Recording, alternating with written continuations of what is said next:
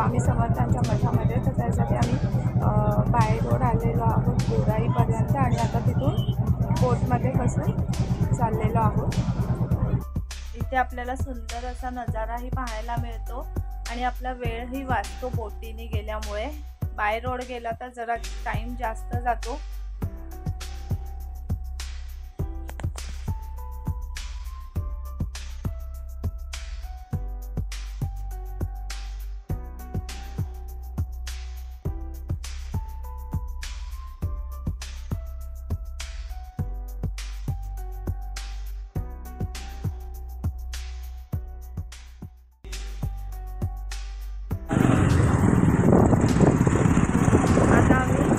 उतरलेलो आहोत आणि पुन्हा बाय रोड भाईंदर स्टेशनपर्यंत जाणार आहोत। आता पुन्हा एकदा आपल्याला भाईंदर स्टेशन ते वसई किल्ला इथपर्यंतचा प्रवास बोटीने करायचा आहे। साधारणतः आपल्याला 25 ते 30 मिनिटं लागतात। बोटीने प्रवास केल्यामुळे लवकर प्रवास होतो आणि थकायलाही होत नाही। मला तरी असं वाटतं की बाय रोड जाण्यापेक्षा बोटीने प्रवास करावा।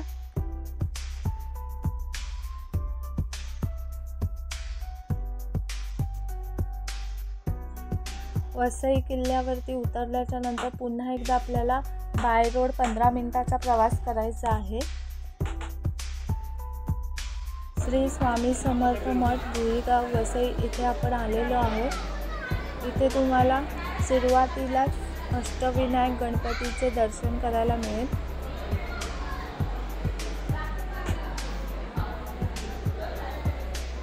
त्याचप्रमाणे साईबाबांचेही इथे दर्शन घेता येते। छोटीशी मूर्ती आहे। अतिशय सुंदर आणि प्रसन्न असा भुईगावचा मठ आहे श्री स्वामी समर्थांचा। इथे सर्व देवी देवतांचे तुम्हाला दर्शन घ्यायला मिळेल। आता आपण श्री स्वामी समर्थ महाराजांचे दर्शन घेऊया। तुम्हीही माझ्यासोबत घर बसल्या स्वामी समर्थांचे दर्शन घ्या।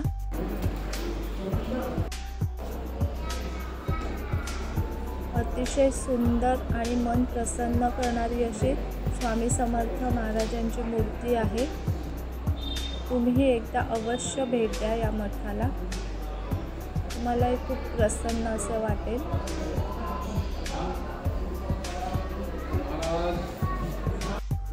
आणि मठाच्या इथेच दुकान आहे।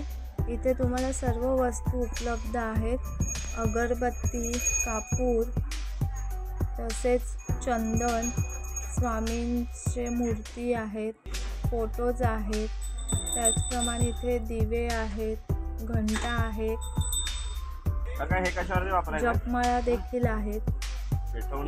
तर तुम्हाला घरून काही घेऊन जायची गरज नाही आहे। तिथे स्टॉल असतात, स्टॉलवर फुलं, हार, नारळ, त्याचप्रमाणे स्वामींच्या आवडीची पुरणपोळीही मिळते, तर तुम्ही तिथून घेऊ शकता।